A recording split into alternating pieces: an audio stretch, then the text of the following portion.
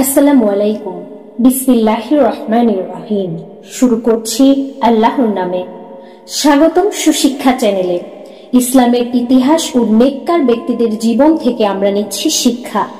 আজকের আলোচনা জান্নাতি 25 রমণী বই অবলম্বনে হযরত খাদিজাতুল কুবরা রাদিয়াল্লাহু আনহা এর জীবনী হতে হযরত মুহাম্মদ সাল্লাল্লাহু আলাইহি ওয়াসাল্লামের উপর কুরাইশদের বিরোধিতা থেকে ইনশাআল্লাহ।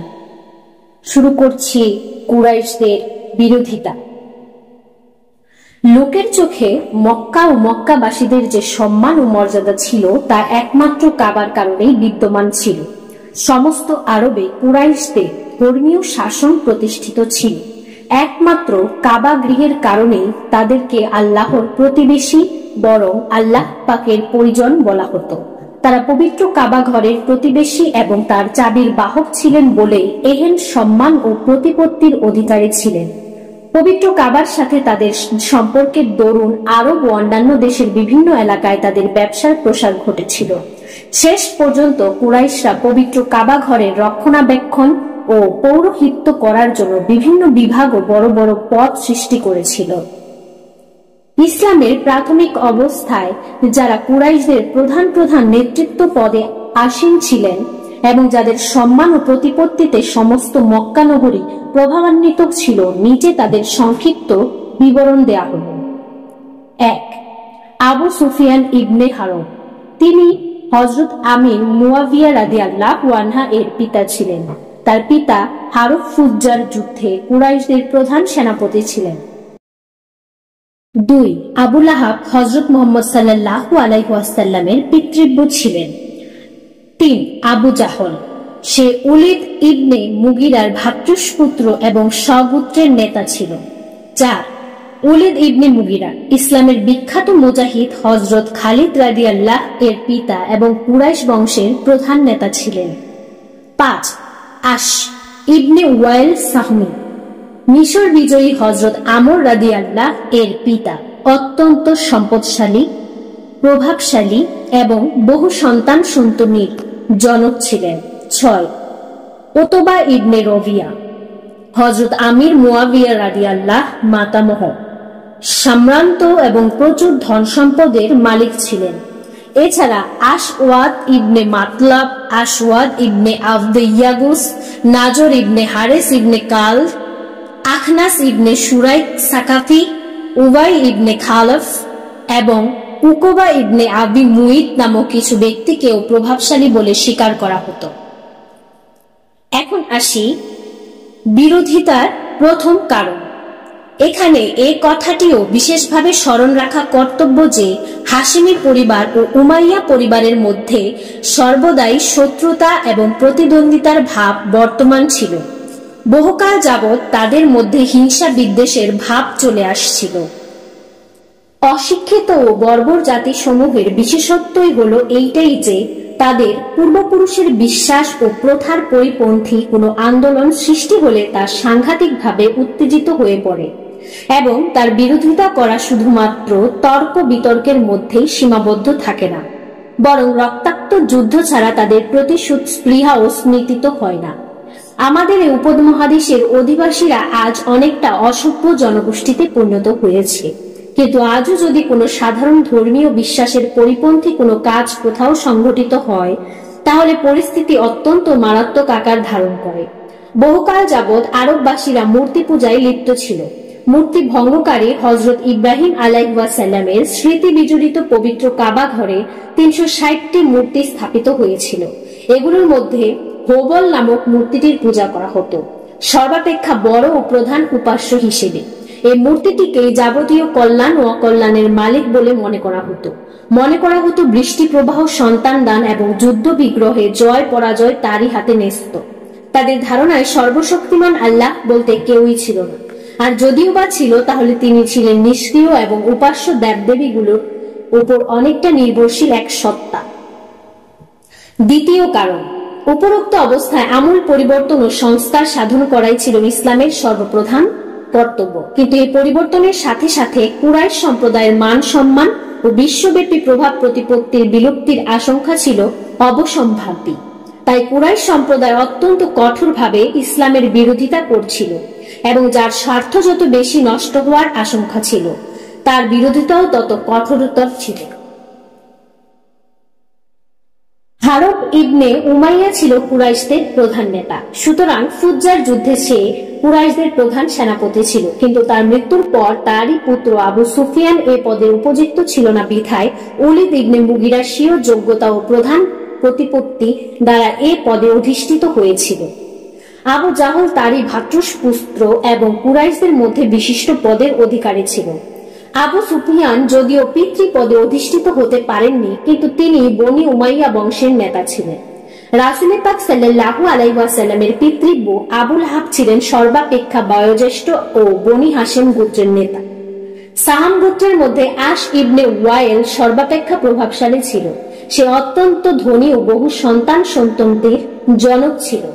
কুরাইশদের শাসন ক্ষমতা মূলত উল্লেখিত নেতাগণের হাতেই ন্যস্ত ছিল। তাই অত্যন্ত কঠোরভাবে ইসলাম ও রাসূল সাল্লাল্লাহু আলাইহি ওয়াসাল্লামের বিরোধিতা করেছিল। কুরাইশদের অন্যান্য নেতৃবর্গ আসওয়াদ ইবনে মাতলাব, আসওয়াদ ইবনে ইয়াগুস, নাজর ইবনুল হারিস, উমাইয়া ইবনে খালফ, উকবা ইবনে আবি মুইত প্রমুখ সবাই তাদেরই প্রভাধীন ছিল। এজন্য ইসলামের সাথে শত্রুতা করার ব্যাপারেও তাদের নাম সর্বত্রই সর্বাগ্রে পরিদৃষ্ট হয়। কুরাইশদের মনে বিশ্বাস বদ্ধমূল ছিল যে নবুয়তের মহান পদে যদি কাউকে বরণ করা হয় তাহলে মক্কা অথবা তায়েফের কোন প্রধান নেতাকে এই পদে বরণ করতে হবে। কোরআন পাকে তাদের বিষয়ে বলা হয়েছে, তারা বলতো এই দুই শহরের মক্কা ও তায়েফের কোন প্রধান নেতা ওলীদ ইবনে রবিয়া অথবা আবু মসউদ সাকাফি এর উপর কেন কোরআন শরীফ অবতীর্ণ হলো না? আরবে নেতৃত্ব লাভের জন্য সম্পদ এবং সন্তান থাকাই ছিল সর্বপ্রধান ও সর্বাপেক্ষা প্রয়োজনীয় শর্ত। সন্তানাদি সম্পর্কে অধিকাংশ অসভ্য জাতিসমূহের মধ্যে কুসংস্কার রয়েছে যে যার সন্তানাদি নেই সে ব্যক্তি পরকালের যাবতীয় কল্যাণ থেকে বঞ্চিত থাকবে। ভারতেও এ ধারণা বিদ্যমান রয়েছে যে সন্তানাদি ব্যতীত কেউ পরকালে পরিপূর্ণভাবে মুক্তি লাভ করতে পারবে না। উপরোক্ত গুণাবলীর পরিপ্রেক্ষিতে নিচের ব্যক্তিগণ কুরাইশদের মধ্যে নেতৃত্ব লাভের উপযুক্ত ইবনে মুগিরা, উমাইয়া ইবনে খালফ, আশ ইবনে ওয়াইল সাহমি এবং আবু মসউদ সাকাফি। রাসূল পাক সাল্লাল্লাহু আলাইহি ওয়াসাল্লামের মধ্যে মক্কাবাসীদের উপরোক্ত শর্তাবলীর অভাব ছিল। প্রথম, ধন সম্পদ তার ছিল না এবং তার কোনো পুত্র সন্তানও 2-1 বছরের বেশি জীবিত থাকেনি। তৃতীয় কারণ, খ্রিস্টানদের প্রতি কুরাইশদের স্বভাবজাত ঘৃণা ও বিদ্বেষ ছিল। কেননা হাবশার আব্রাহা নামক এক খ্রিস্টান অধিপতি পবিত্র কাবা ঘর ধ্বংস করার জন্য অভিযান চালিয়েছিল। এ কারণে কুরাইশরা খ্রিস্টানদের পরিবর্তে অগ্নিপূজক পারসিকদের অধিক পছন্দ করেছে। সুতরাং রোম ও পারস্যের যুদ্ধে যখন রোমানরা পরাজয় বরণ করে ও পারস্যবাসীরা বিজয়ী হয় তখন কুরাইশরা অত্যন্ত আনন্দিত এবং মুসলমানগণ দুঃখিত হয়েছিল। আল্লাহ পাক মুসলমানগণকে সান্ত্বনা দেওয়ার উদ্দেশ্যে সূরা আর রুমে এই আয়াতটি অবতীর্ণ করেন, আরবের নিকটবর্তী দেশে রোম পরাস্ত হয়েছে, কিন্তু তারা পরাস্ত হবার পর কয়েক বছরের মধ্যে আবার বিজয়ী হবে। আগে পিছিয়ে আল্লাহ পাকের ইচ্ছাই কার্যকরী হয়ে থাকে এবং সেদিন মুসলমানগণ আনন্দিত হবে। ইসলাম ধর্ম ও ঈসাই ধর্মের মধ্যে বহু বিষয়ে মতৈক্য ও সামঞ্জস্য ছিল। সর্বাপেক্ষা গুরুত্বপূর্ণ বিষয় এটাই যে তখনকার সময়ে ঈসাইদের মতো মুসলমানদেরও ক্যাবলা ছিল বাইতুল মুকাদ্দাস এবং হিজরতের পরেও বেশ কিছুকাল সেটি মুসলমানদের কিবলা ছিল। এসব কারণে কুরাইশদের মধ্যে এ ধারণা সৃষ্টি হয়েছিল যে হযরত মুহাম্মদ সাল্লাল্লাহু আলাইহি ওয়াসাল্লাম ও প্রকারান্তরে খ্রিস্ট ধর্মই প্রচার করতে চেয়েছেন। চতুর্থ কারণ, গোত্রগত শত্রুতা ও রেষারেষি ছিল ইসলামের বিরোধিতার সর্বাপেক্ষা গুরুত্বপূর্ণ কারণ। কুরাইশ বংশের মধ্যে বনি হাশেম ও বনি উমাইয়া গোত্রই ছিল প্রধান ও মর্যাদাবান। এরা একে অপরের তীব্র প্রতিদ্বন্দ্বী ছিল। আব্দুল মুতাল্লিব তার সমগ্র শক্তি ও প্রভাব প্রতিপত্তির মাধ্যমে বনি হাশেমের শক্তি বৃদ্ধি করেছিলেন, কিন্তু তার মৃত্যুর পর তার বংশের মধ্যে কোনো প্রভাবশালী ব্যক্তি জন্মগ্রহণ করেনি। আব্দুল মুতাল্লিবের সন্তান সন্ততিদের মধ্যে হযরত আবু তালেবী সম্পদশালী ছিলেন না। হযরত আব্বাস রাদিয়াল্লাহ সম্পদশালী থাকলেও উদার ও মুক্তহস্ত ছিলেন না। আবু লাহাব ছিল দুশ্চরিত্র, লম্পট। এই সুযোগে বনি উমাইয়াদের প্রভাব প্রতিপত্তি দিন দিন বৃদ্ধি পেতে থাকে। রাসূল পাক সাল্লাল্লাহু আলাইহি ওয়াসাল্লামের নবুয়ত প্রাপ্তিকে বনি উমাইয়াগণ তাদের গোত্রের প্রতিদ্বন্দ্বী বনি হাশেম গোত্রের বিজয় মনে করে নিয়েছিল বলে তীব্রভাবে রাসূলুল্লাহ সাল্লাল্লাহু আলাইহি ওয়াসাল্লামের বিরোধিতা করছিল। বদর যুদ্ধ ব্যতীত মক্কা বিজয়ের পূর্বে যে সমস্ত যুদ্ধ সংঘটিত হয়েছে সেগুলোর উদ্যোক্তা ও সেনাপতি ছিলেন হযরত আবু সুফিয়ান রাদিয়াল্লাহু। উকবা ইবনে আবি মুইত ছিল রাসূল পাক সাল্লাল্লাহু আলাইহি ওয়াসাল্লামের সর্বাপেক্ষা বড় দুশমন। একদিন রাসূল পাক সাল্লাল্লাহু আলাইহি ওয়াসাল্লাম যখন পবিত্র হেরেম শরীফে নামাজ পড়ছিলেন তখন সে তার উপর উটের পচা নাড়ি ভুঁড়ি নিক্ষেপ করেছিল। এই ঘৃণ্য গোত্র বনি হাশেম গোত্রের সমকক্ষতা দাবি করে। ওলীদ ইবনে মুগিরা ছিল এই গোত্রের নেতা, সুতরাং তারাও নবী করিম সাল্লাল্লাহু আলাইহি ওয়াসাল্লামের তীব্র বিরোধিতা করে। আবু জাহেলের একটি বক্তৃতা থেকে উপরোক্ত মতের পূর্ণ সমর্থন পাওয়া যায়। একদিন আখনাস ইবনে সুরাইক আবু জাহলের কাছে গিয়ে মুহাম্মদ সাল্লাল্লাহু আলাইহি ওয়াসাল্লামের সম্বন্ধে তার মতামত জিজ্ঞেস করার পর সে বলে, আমরা এবং বনি হাশেম সর্বদাই একে অপরের প্রতিযোগিতা করে আসছি।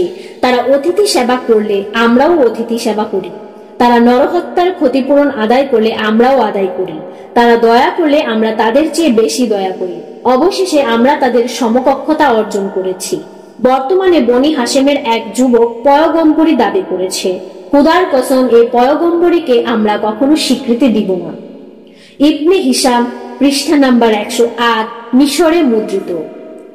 পঞ্চম কারণ, ইসলামের বিরোধিতা করার আরেকটি গুরুত্বপূর্ণ কারণ ছিল এটাই যে কুরাইশদের মধ্যে মারাত্মক চরিত্রহীনতা দেখা দিয়েছিল। তাদের মধ্যকার বড় বড় নেতারা পর্যন্ত অত্যন্ত ঘৃণ্য দুষ্কর্মে লিপ্ত ছিল। আবু লাহাবের মতো বনি হাশেমের সর্বাপেক্ষা বিশিষ্ট নেতাও পবিত্র হেরেম শরীফের কোষাগার থেকে স্বর্ণ নির্মিত হরিণ চুরি করে বিক্রি করে দিয়েছিল।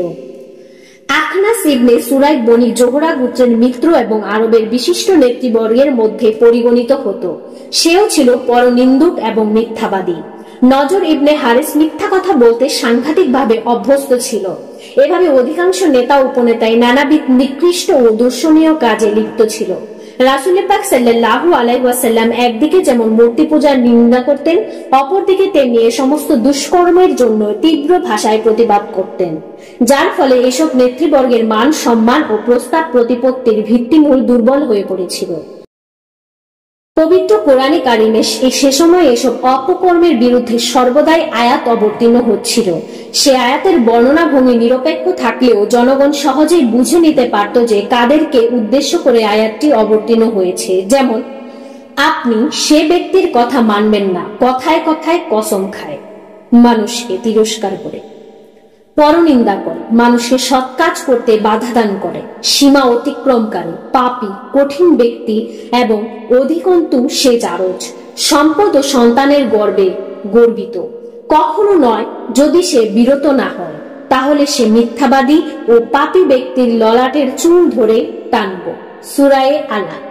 পবিত্র ইসলাম ধর্ম প্রচারের জন্য ওয়াজ নসিহতের ন্যায় নরম পন্থাও গ্রহণ করা যেত, কিন্তু বহুকালের আরবীয় গর্বাহংকার, ধন সম্পদ ও নেতৃত্বের দম্ভ প্রভৃতি একত্রে মিশে এমন পরিস্থিতির সৃষ্টি হয়েছিল যে কঠিনভাবে আঘাত না করলে কোনো ফলদয় হতো না।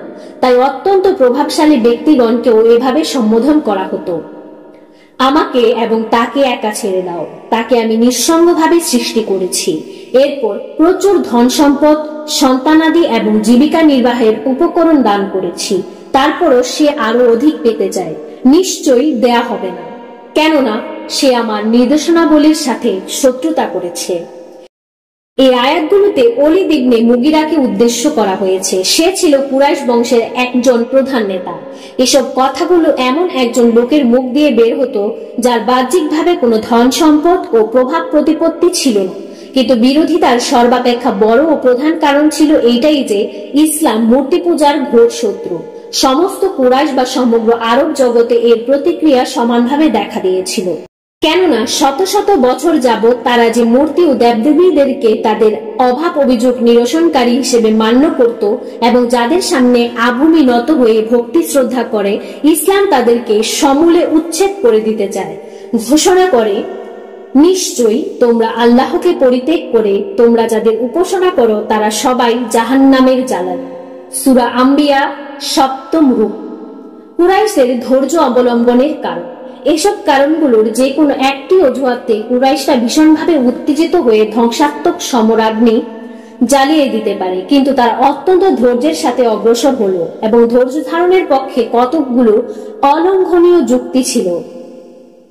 প্রথম, তারা গৃহযুদ্ধের দরুন একেবারে বিধ্বস্ত হয়ে গিয়েছিল এবং বিশেষ করে দীর্ঘস্থায়ী ফুজ্জার যুদ্ধের পর এতই হীনবল হয়ে পড়েছিল যে যুদ্ধের নামে ভয়ে তাদের বুক কেঁপে উঠত।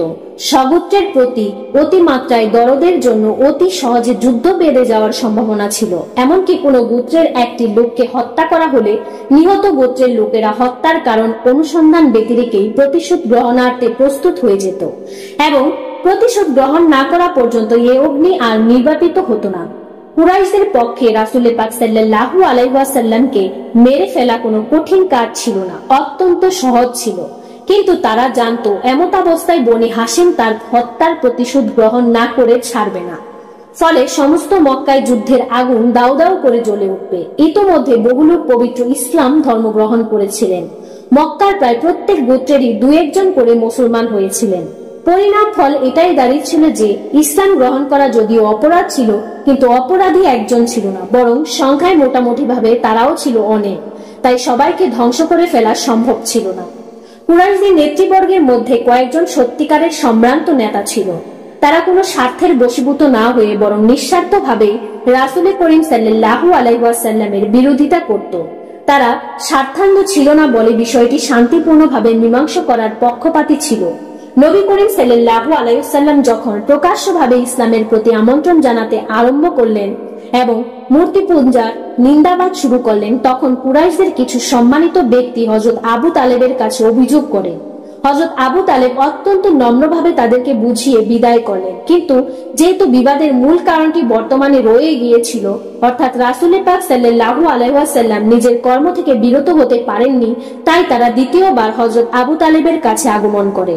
এবার এ দলে কুরাইশদের সমুদয় নেতৃবর্গ উতবা ইবনে রবিয়া, সাইবা, আবু সুফিয়ান, আশ ইবনে হিশাম আবু তালেবের কাছে রাসূল পাক সাল্লাল্লাহু আলাইহি ওয়াসাল্লামের বিরুদ্ধে এই বলে অভিযোগ করে যে তোমার ভ্রাতুষ্পুত্র আমাদের দেবদেবীর অপমান করে, আমাদের পিতামাতা, দাদা দাদি ও পূর্বপুরুষকে ভ্রান্ত ও পথভ্রষ্ট বলে এবং আমাদেরকে নির্বোধ বলে প্রচার করে। অতএব এখন থেকে তুমি তাকে সাহায্য করা থেকে বিরত থাকো, অথবা তুমিও কার্যক্ষেত্রে নেমে আসো, যাতে আমাদের মধ্যে একটি ফয়সালা হয়ে যেতে পারে। আবু তালিব দেখলেন অবস্থা সঙ্গীন হয়ে যাচ্ছে, কুরাইশরা এখন আর বরদাশত করবে না এবং আমি একা সমস্ত কুরাইশদের বিরুদ্ধাচরণ করে টিকতেও পারবো না। তখন তিনি হযরত রাসূল পাক সাল্লাল্লাহু আলাইহি ওয়াসাল্লামকে সংক্ষেপে বলেন, প্রিয় পুত্র, আমার ওপর এমন কঠিন দায়িত্ব চাপিয়ে দিও না যা আমি বহন করতে পারবো না। রাসূল পাক সাল্লাল্লাহু আলাইহি ওয়াসাল্লামের প্রকাশ্য আশ্রয়দাতা ও রক্ষাকর্তা বলতে হযরত আবু তালেব ছাড়া আর কেউ ছিলেন না। তিনি যখন দেখলেন তার এই আশ্রয়টিও টলটলায়মান, তখন অত্যন্ত দুঃখিত চিত্তে অশ্রুসিক্ত নয়নে বলেন, আল্লাহর কসম, যদি তারা আমার এক হাতে চাঁদ এবং অপর হাতে সূর্যও এনে দেয়, তবুও আমি আমার কর্তব্য থেকে বিচ্যুত হব না। আল্লাহ হয় এর কর্তব্য সমাধা করাবেন, অথবা আমি স্বয়ং এর জন্য প্রাণ বিসর্জন করব। হযরত রাসূল পাক সাল্লাল্লাহু আলাইহি ওয়াসাল্লামের এহেন প্রত্যয় দীপ্ত বক্তব্যে হযরত আবু তালেবের অন্তরে বিশেষ প্রতিক্রিয়ার সৃষ্টি হলো। তিনি রাসূল পাক সাল্লাল্লাহু আলাইহি ওয়াসাল্লামকে বললেন, যাও, তোমার কর্তব্য পালন করো, আমি জীবিত থাকতে কেউ তোমার কোনো ক্ষতি করতে পারবে না। ইবনে হিশাম, পৃষ্ঠা নাম্বার 89। ইমাম বুখারী রহমতুল্লাহ তার রচিত ইতিহাসে সংক্ষেপে এই ঘটনা আলোচনা করেছেন। রাসূল পাক সাল্লাল্লাহু আলাইহি ওয়াসাল্লাম পূর্বের মতোই ইসলাম প্রচারে ব্যাপৃত হলেন। কুরাইশরা যদিও তাকে হত্যার পরিকল্পনা গ্রহণ করেনি, কিন্তু নানাভাবে তাকে কষ্ট দিতে কমও করছিল না। তার পথে কাঁটা বিছিয়ে রাখত এবং নামাজ পড়ার সময় পবিত্র দেহে ময়লা নিক্ষেপ করত ও অকথ্য ভাষায় গালাগালি করে।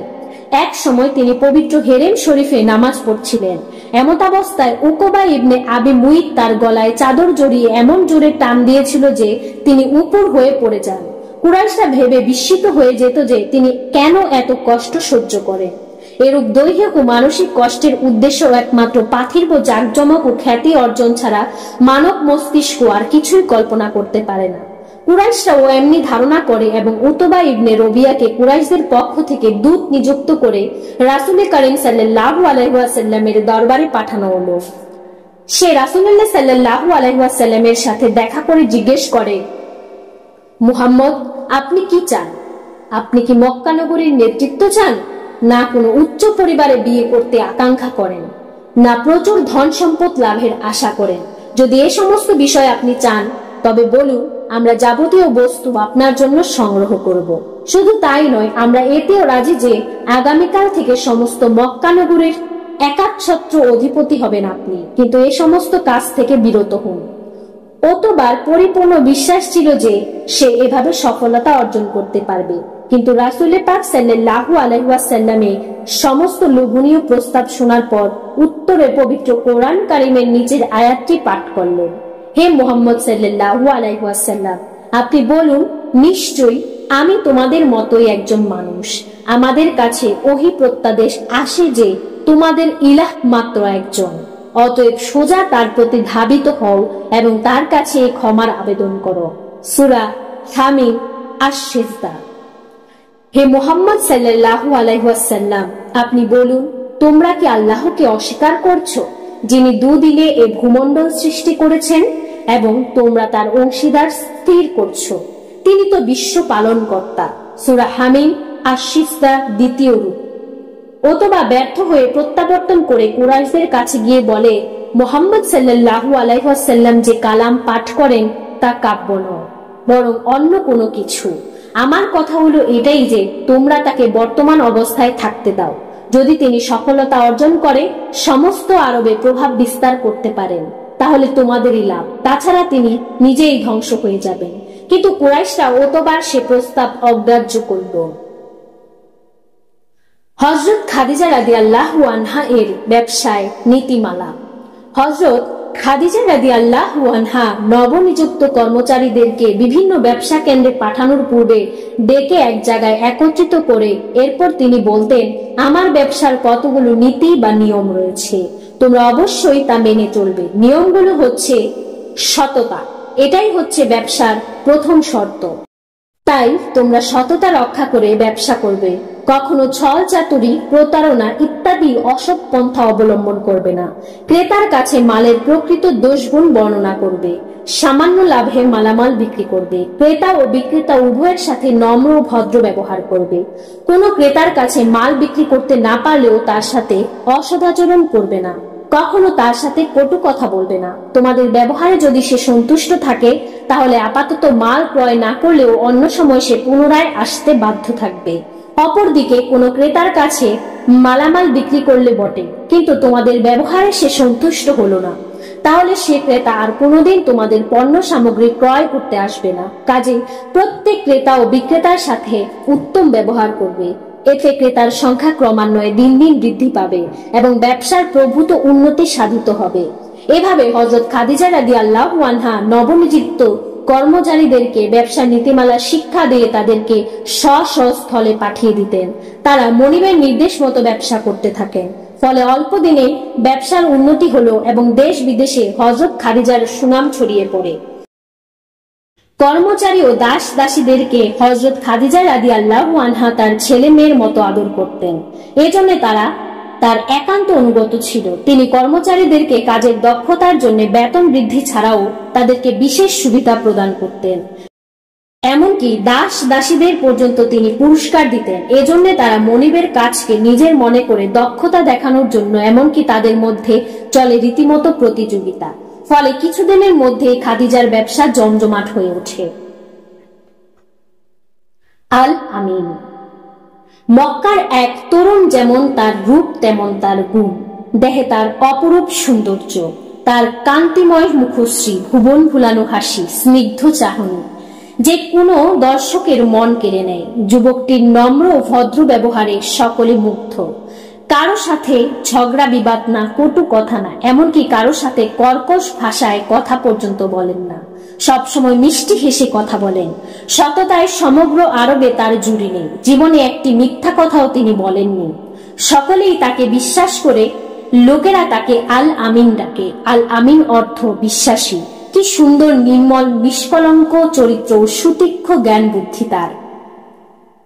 চাচা আবু তালেব তাকে পুত্রের মতো স্নেহ করেন। যুবকটিও চাচাকে পিতার ন্যায় শ্রদ্ধা করেন। যুবকটির জ্ঞান, গরিমা ও সততার কথা আরবের সর্বত্র ছড়িয়ে পড়ল। সেবা, ত্যাগ, বিশ্বস্ততা, সততা ও চরিত্র মাধুর্য দ্বারা তিনি সকলের মন জয় করে ফেললেন। মক্কার সব মানুষের মুখে মুখে তার প্রশংসা। এ যুবকের, যার জন্মের পর তামাম সৃষ্টি জগৎ মারহাবা মারহাবা বলেছিল, খাদিজা রাদিয়াল্লাহু আনহা তাকে কুলে নিয়ে আদর করছিলেন। বিবি আমিনার নয়নের মণি, আদরের দুলাল, নাম মোহাম্মদ। এখন তিনি তরুণ, তার বয়স প্রায় 25 বছর। তার সততা ও বিশ্বস্ততায় মুগ্ধ হয়ে মানুষ তাকে আল আমিন বলে ডাকে। খাদিজার ব্যবসা বাণিজ্যের দায়িত্বে আল আমিন। চাকরি ও ব্যবসার জন্য মানুষ সবসময় সৎ ও বিশ্বস্ত লোক চায়। এ ধরনের গুণের লোকের কদর সকলের কাছে, বিশেষ করে ব্যবসায়ীদের কাছে একটু বেশি। যুবক আল আমিনের প্রশংসা হযরত খাদিজার কানে পৌঁছতে দেরি হলো না। হযরত খাদিজা রাদিয়াল্লাহু আনহা তার ব্যবসা পরিচালনার জন্য এমন একজন যুবককে খুঁজছিলেন। আল আমিন খাদিজার দুঃসম্পর্কের চাচাতো ভাই। যুবকটি যেমন সৎ ও বিশ্বস্ত, তেমনি জ্ঞানী ও বুদ্ধিমান। বৈদেশিক বাণিজ্যের ভার তাকে দেওয়ার জন্য খাদিজা রাদিয়াল্লাহু আনহা মনে মনে স্থির করলেন। এরপর একদিন খাদিজা রাদিয়াল্লাহু আনহা তাকে ডেকে এনে বলেন, আমার তেজারতের দায়িত্বভার আপনাকে দিতে চাই। বেকার যুবক হযরত মুহাম্মদ সাল্লাল্লাহু আলাইহি ওয়াসাল্লাম ইচ্ছা থাকা সত্ত্বেও কোনো রুজি রোজগারের পথ করতে পারেন না। হঠাৎ এমন প্রস্তাব শুনে তার মন আনন্দিত হয়। প্রফুল্ল মনে বলেন, উত্তম প্রস্তাব, কিন্তু আমার চাচাজানের মতামত শুনে এরপর আপনাকে জানাবো। হযরত মুহাম্মদ সাল্লাল্লাহু আলাইহি ওয়াসাল্লাম গিয়ে তার চাচা আবু তালেবকে কথা জানালেন। তিনি শুনে ভীষণ খুশি হলেন, কারণ তার সাংসারিক অবস্থা সচ্ছল ছিল না। পরিবারে তিনি ব্যতীত আর কেউ উপার্জনক্ষম ছিল না। এমন অবস্থায় ইয়াতিম ছেলেটির একটি রুজির পথ ধরতে পারলে মন্দ কি? আবু তালেব রাজি হয়ে যান। এরপর তিনি গিয়ে খাদিজা রাদিয়াল্লাহু আনহাকে চাচার সম্মতির কথা জানালেন। একথা শুনে খাদিজা রাদিয়াল্লাহু আনহা খুব খুশি হলেন। এরপর তিনি তাকে ব্যবসায় নিযুক্ত করলেন। বাণিজ্য সম্ভার নিয়ে মুহাম্মদ শাম দেশে যাত্রা করলেন। সাথে যান খাদিজার ঘনিষ্ঠ আত্মীয় কুজায়মা ও প্রবীণ গুলাম মায়াসারা। অন্য বণিকদের সাথে তারা রওনা হলেন। সব বণিক মিলে তৈরি হলো বিরাট বণিক কাফেলা। এই কাফেলা যাচ্ছে শাম দেশে। কাফেলা চলছে ধু ধু মরুভূমি, চারদিক শুধু বালু আর বালু, মাঝে মাঝে 2-4টি খেজুর গাছ, আর দেখা যায় যেন আকাশ হেলান দিয়ে দূরে দাঁড়িয়ে রয়েছে সারি সারি কাল পাহাড়। দেখতে দেখতে কাফেলা মক্কা ছেড়ে বহু দূরে চলে এলো। বেলা প্রায় দ্বিপ্রহর, সূর্যের তেজ বেড়ে যাচ্ছে। প্রচন্ড রোদে মরুভূমির বালু উত্তপ্ত হয়েছে। রোদে চারদিক কেবল খা খা করছে। কোথাও একটু ছায়া নেই, নেই এক ফোঁটা পানির চিহ্ন। রোদ ও পিপাসায় সকলে কাতর হয়ে পড়ে। কিন্তু কি আশ্চর্য, মুহাম্মদের উপরে কোনো রোদ নেই। তিনি সব সময় একটা ছায়ার নিচ দিয়ে চলছেন। তার কোনো ক্লান্তি নেই, নেই কোনো অস্থিরতা। ব্যাপার কি? সকলে অবাক দৃষ্টিতে লক্ষ্য করে দেখে আকাশে এক খণ্ড মেঘ। তারই ছায়া মুহাম্মদ ও তার পাশের কয়েকজনের উপরে পড়েছে। কাফেলা যেদিকে যাচ্ছে, মেঘখণ্ডটিও সেদিকে যাচ্ছে। কিন্তু আশ্চর্যের বিষয় হলো, এ সময় তো আকাশে মেঘ থাকার কথা নয়। তারা ভাবলো উড়ন্ত মেঘ, কিছুক্ষণের মধ্যেই হয়তো উড়ে কোথায় কোন দেশে চলে যাবে, অথবা আকাশে বিলীন হয়ে যাবে। এতে আশ্চর্য হবার কি আছে? কিন্তু না, মেঘখণ্ডটি তার উপর থেকে কোথাও যাচ্ছে না, সব সময় মুহাম্মদের উপর থাকে। তাকে ছেড়ে অন্য কোথাও যায় না। এবার সকলে সত্যি সত্যি অবাক হয়ে যায়। এ তো এক আজব কাণ্ড। তাদের মধ্যে জল্পনা কল্পনা শুরু হয়। এভাবে চলতে চলতে তারা শাম দেশে গিয়ে উপস্থিত হলো। শামে পৌঁছার পর তারা এক জায়গায় তাঁবু গাড়তে লাগলেন। ইতবসরে একটু ক্লান্তি দূর করার জন্য মুহাম্মদ একটি অর্ধমৃত গাছের মূল ধরে বসলেন। এরপর তাঁবু ঠিক করে সকলে বিশ্রাম করতে লাগলেন। কয়েকদিনের মধ্যে ওই অর্ধমৃত গাছটি আবার তরতাজা হয়ে উঠতে লাগলো। পাতায় পাতায় ভরে গেল গাছটি। গাছটি তাজা করার জন্য কোনো চেষ্টাই করা হয়নি। মুহাম্মদের বসার পর থেকে গাছটির পরিবর্তন শুরু হয়ে গেছে। এটা কাফেলার কয়েকজন লক্ষ্য করেছেন। বিশেষ করে মাইসারা খুব ভালোভাবেই লক্ষ্য করেছে। এই ঘটনা থেকে তারা সকলে তাজ্জব হলো। এরপর তারা বাণিজ্যের পণ্য সামগ্রী ক্রয় বিক্রয় করে অতি অল্প দিনেই স্বদেশে রওনা হলেন। কাফেলা আবার ফিরে চলল মক্কার দিকে। খাদিজার স্বপ্ন। খাদিজা এক রাতে স্বপ্ন দেখলেন পূর্ণিমা রাত, আকাশ নির্মল, চাঁদের আলোতে তামাম জগৎ আলোকিত। কি চমৎকার জ্যোৎস্না রাত! আসমানের চাঁদটি রূপোর থালার মতো ঝকঝক করছে। সে চাঁদটি ধীরে ধীরে আসমান থেকে নেমে এসে খাদিজার বুকে আশ্রয় নিল। চাঁদের আলোতে তার সমস্ত দেহ আলোকিত হয়ে গেল। তিনি সেই চাঁদকে বুকে চেপে ধরে পরম শান্তি পেলেন। হঠাৎ তার ঘুম ভেঙে গেল। এ কি দেখলেন? তিনি ভাবতে লাগলেন, এ স্বপ্নের ফলাফল কি হতে পারে। তা জানার জন্য তার মন বেকুল হয়ে উঠল। খাদিজার চাচাতো ভাইয়ের নাম উরাকা। তিনি খুব জ্ঞানী ও বিদ্বান ছিলেন। স্বপ্নের তাবির তিনি বলতে পারতেন। সকালে খাদিজা তার কাছে গেলেন এবং স্বপ্নের সমস্ত ঘটনা বলেন। উরাকা স্বপ্নের বিবরণ শুনে বলেন, তুমি বড় ভাগ্যবতী বোন, খুব ভালো স্বপ্ন তুমি দেখেছ। এ স্বপ্নের তাবির খুব ভালো। এমন এক মহাপুরুষ তোমার স্বামী হবেন যার দ্বারা তামাম দুনিয়ার অন্ধকার দূর হবে। তুমি তাকে চিনতে পারবে, তোমার কাছেই তিনি ঠাঁই নেবেন। অচিরেই তার সাথে তোমার সাক্ষাৎ হবে, আর সে মহাপুরুষই হবেন আখিরি নবী। স্বপ্নের তাবির শুনে খাদিজার মন আনন্দিত হলো। প্রফুল্ল মন নিয়ে তিনি বাড়ি ফিরলেন। এরপর থেকে তার মনে নতুন চিন্তার উদয় হলো। আমার স্বামী হবে, আমি তো আর বিয়ে করব না। কিভাবে আমার স্বামী হবে? তাহলে কি আমার আবার বিয়ে হবে? না, আর বিয়ে করব না। তিনি আবার ভাবতে লাগলেন, মহাপুরুষের সাথে বিয়ে হবে? কে সে মহাপুরুষ? কে সে আখিরি নবী? নবী আমাকে বিয়ে করবেন? আমি নবীর স্ত্রী হব? আমি যে বিধবা, নবী কি আমাকে পছন্দ করবেন? আমি কি তার সেবিকা হতে পারবো? ভাঙা কপাল কি আবার জোড়া লাগবে? কবে কোন দিন তার সাথে দেখা হবে, আর কতদিন পরে? এরূপ নানান কথার খাদিজার মনে দানা বেঁধে উঠল। একদিন মরুপথ পানে তাকাতে খাদিজা দেখতে পারলেন একদল বণিক আসছে। কোন বণিক কাফেলা? মুহাম্মদের কাফেলা নয় তো? সে কি করে হয়? এত তাড়াতাড়ি তাদের কাফেলা ফিরে আসার কথা নয়। এরা আগে কেউ তো এত তাড়াতাড়ি ফিরে আসেনি। তিনি স্থির হয়ে দাঁড়িয়ে অপেক্ষা করতে লাগলেন। ধীরে ধীরে কাফেলা নিকটবর্তী হলো। দেখলেন ঠিকই তো মুহাম্মদ ফিরে আসছে, কিন্তু তার সঙ্গীরা কোথায়? তবে কি কোনো দুর্ঘটনা ঘটেছে?